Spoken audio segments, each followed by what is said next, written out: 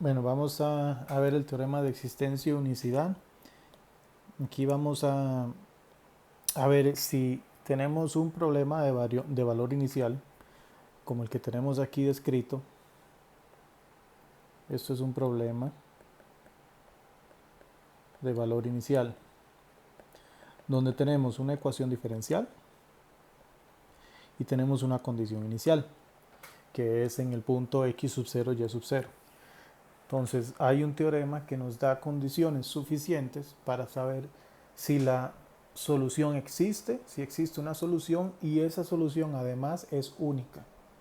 Básicamente lo que vamos a ver es que anteriormente habíamos visto que tenemos una familia de soluciones cuando encontramos las soluciones específicas, explícitas de algunos tipos de ecuaciones diferenciales, y cuando teníamos alguna condición inicial, x sub 0 y sub 0, podíamos determinar una solución particular de esta. Ahora lo que queremos ver es si dentro de un intervalo específico podemos obtener una solución, una de esas soluciones, y que sea única, que sea la única que exista y que sea única. Y el teorema nos da condiciones suficientes, no suficientes y necesarias, porque puede haber una ecuación diferencial que no cumpla con las condiciones que se necesitan para el teorema, pero que sí tenga una solución única.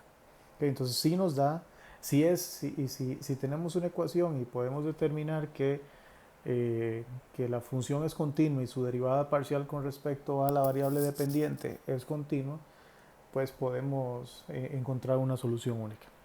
Entonces aquí, bueno, vamos a definir este pequeño lema que dice que tenemos una variable x que vaya a phi de x, una función con derivada continua definida en el intervalo, en un intervalo en específico. ¿Verdad? Aquí estamos básicamente formando como un rectángulo, ¿verdad? Entonces esa función phi satisface el problema de valor inicial. Ok, perfecto. Y eso sí, solo sí satisface esta ecuación integral, que básicamente lo que estamos haciendo es integrando este problema de valor inicial. Y cuando hacemos eso, básicamente cuando hacemos eso, lo que tenemos es lo siguiente. Suponemos que esa función phi es diferenciable y su derivada continua, y su primera derivada continua, tal que satisface ese problema de valor inicial. Entonces podemos integrar para deducir que vamos a encontrar ese intervalo donde esa solución va a ser única. Cuando integramos en ambos lados, tenemos esta ecuación integral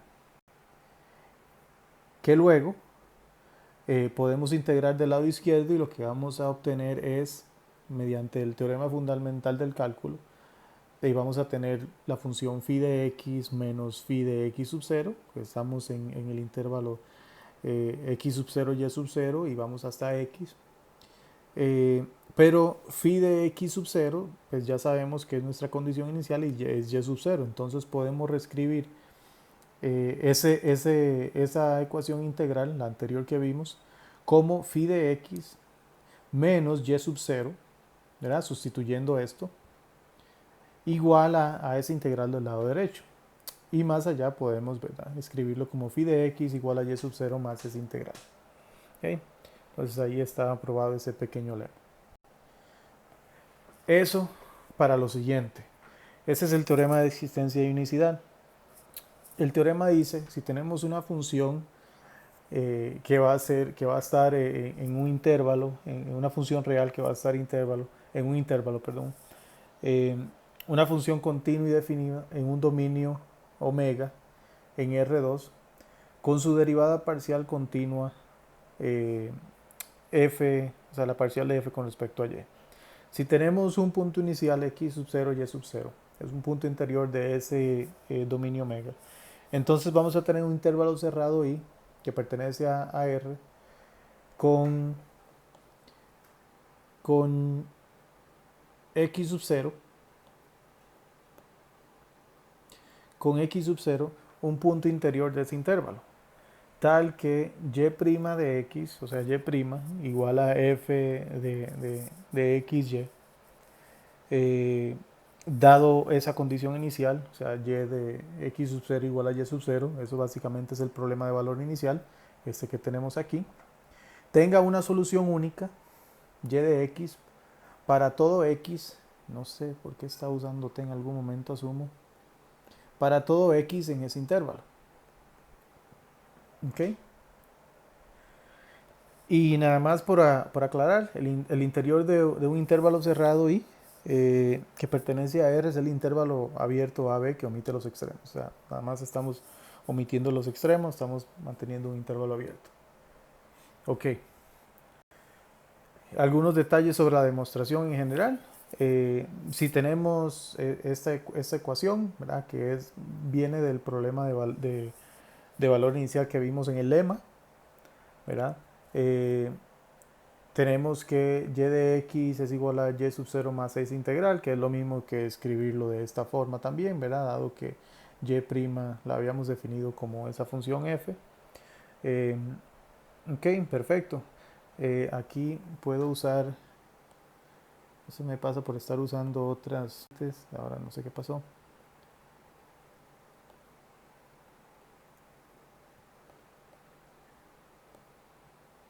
Ok, nada, un poco de notación ahí.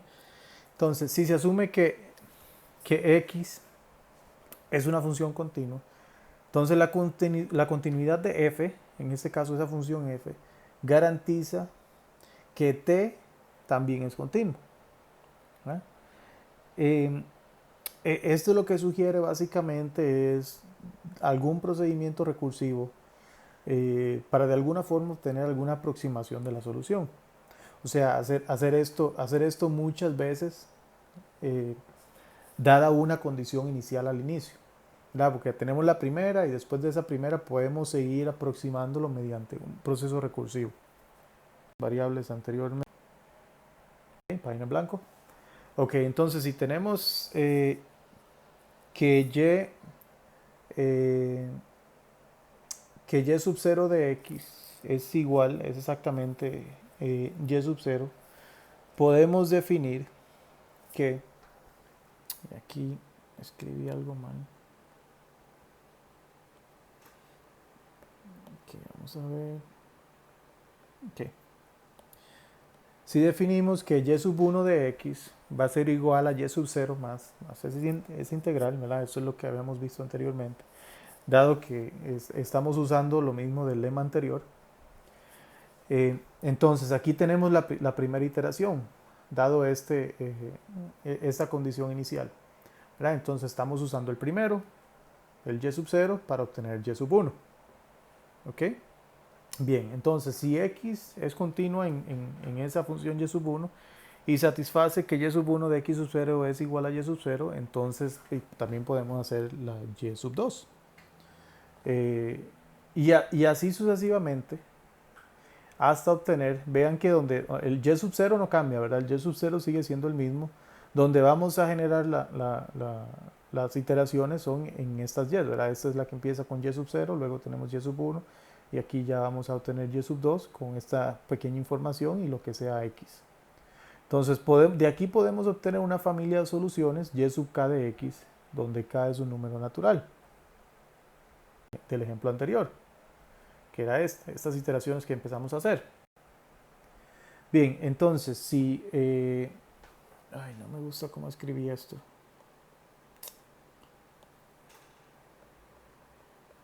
Ok, si y de x sub 0, o sea, si tenemos esa condición inicial, entonces podemos escribirlo de esta forma. ¿Verdad? Es como la iteración que vimos. Okay. Tenemos aquí una función recursiva, ¿verdad? Donde ahí va cambiando. Esta va a ser la que tenemos, esta es la que tenemos y esta es la del futuro y así sucesivamente para acá igual a 0, 1, 2, etc. Entonces, si establecemos que x va a converger a esa función, a una función y esta es continua, con esto podemos llegar a una solución, una aproximación de la solución del problema de valor inicial por aproximaciones sucesivas. Entonces, aquí una cosa muy importante es que, y eso lo vamos a ver en algunos ejemplos que les voy a mostrar en clase, que la hipótesis de la existencia y continuidad de f, o sea, de f con respecto a y, es clave para la convergencia de estas aproximaciones. Porque necesitamos no tan solo que la función f de x, y sea continua, sino que su derivada parcial con respecto a y también sea continua. Por ejemplo, si consideramos el problema de valor inicial, x' de t igual a x de t, con una condición inicial de x sub 0 igual a 1. Vean que en este caso, nuestra variable dependiente es x, variable independiente es t, entonces esto sería t sub 0 y esto sería x sub 0. ¿Okay? Entonces, usando el método de aproximaciones sucesivas para f, ¿verdad? En este caso de t, y, igual a x, con t sub 0 igual a 0 y x sub 0 igual a 1, entonces podemos definir que x sub 0 de t es 1. Entonces podemos usar esta información, que es el problema de valor inicial, que es integral, que esa función que definimos al inicio con el lema, y decir, bueno, entonces x sub 1 de t va a ser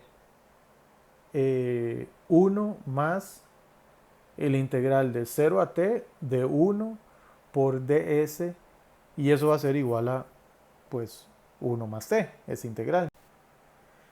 ¿Sí? Entonces ahí tenemos nuestra primera iteración. ¿Sí? Esto ya, pues, teniendo en cuenta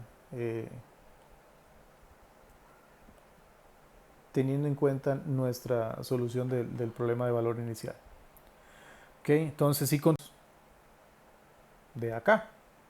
¿Okay? Esto es lo que es x sub 1. X sub 1 es igual a esto. Continuamos y hacemos x sub 2.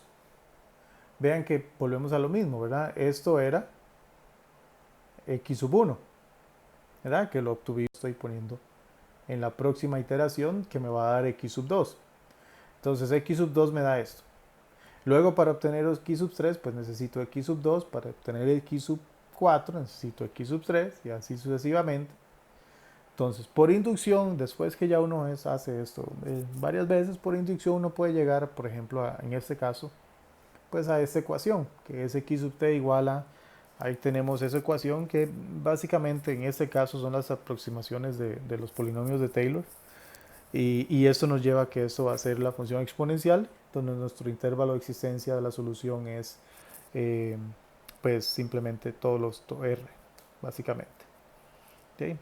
Entonces, básicamente es usando el método de aproximación de sucesiones, pues podemos llegar a lo que es la solución en este caso, y que es no solo que existe, sino que es única en este intervalo.